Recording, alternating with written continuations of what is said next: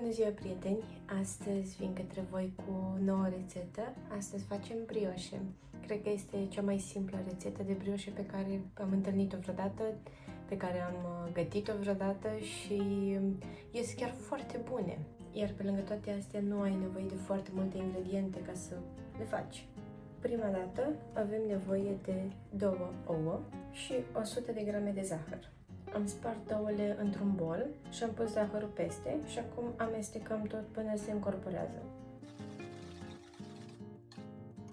Nu am amestecat foarte mult, maxim 1 minut. Apoi avem nevoie de 120 de ml de lapte pe care îl turnăm peste compoziția tocmai amestecată. Și 80 de ml de ulei, aproximativ 5 linguri jumate și pe el am turnat în aceeași compoziție pe care tocmai am amestecat-o mai devreme. Și acum amestecăm din nou.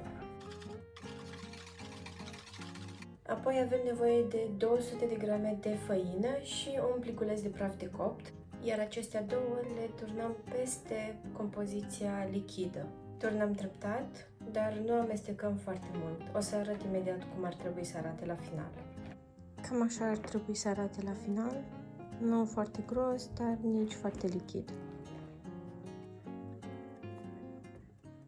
Iar la final adăugăm aproximativ 80 de grame de ciocolată mărunțită și mai păstrăm vreo 20 de grame pentru a pune peste ele la final, dar o să vă arăt după aia.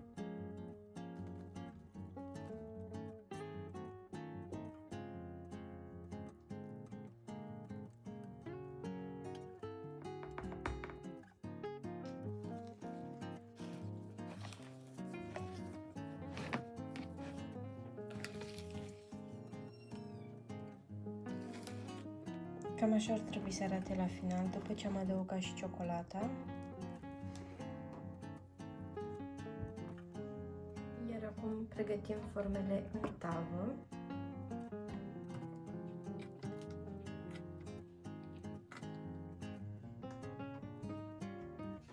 Și cu o lingură turnăm compoziția în forme.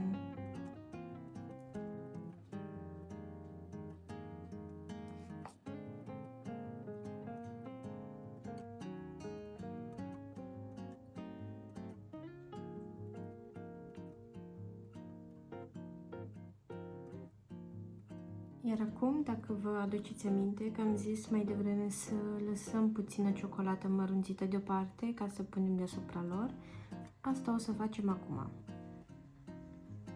Dar nu foarte multă, punem așa puțin.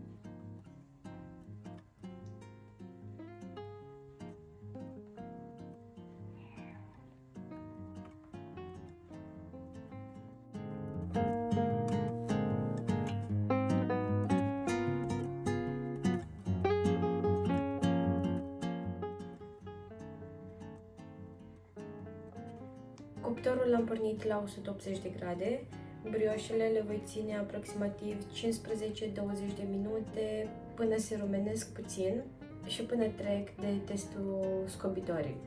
Ce-mi place mie la rețeta asta, pe lângă faptul că se fac super repede și n-ai nevoie de foarte multe ingrediente și tot felul de aparaturi, este faptul că se pot face pe lângă ciocolată normală cu lapte, le poți face și cu ciocolată neagră sau, dacă dorești, le poți face chiar fără ciocolată, pur și simplu le lași așa. Așa arată ele înainte să le bag în cuptor.